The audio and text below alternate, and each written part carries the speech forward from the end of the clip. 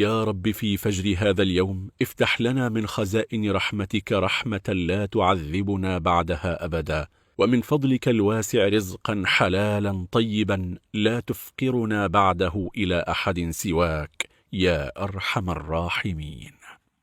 يا رب أسألك في هذا الفجر أن تشرح صدورنا وتيسر أمورنا وتصلح أحوالنا وتيسر لنا كل عسير، ويا قوي قونا، ويا شاف اشفنا، ويا كريم أكرمنا، ويا رحمن يا رحيم ارحمنا، ويا رزاق ارزقنا الحلال الطيب الواسع، ويا غني أغننا، ويا عادل انصرنا.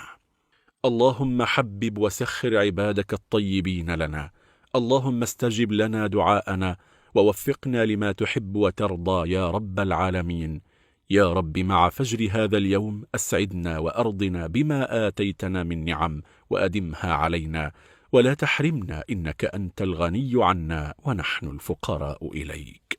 اللهم مع ساعات الفجر يا رب قرب الأقدار السعيدة والأيام الجميلة، وأبعد عنا هم الدنيا وضيق الحياة. إن أعجبك الفيديو لا تنس مشاركته مع من تحب، فالدال على الخير كفاعله.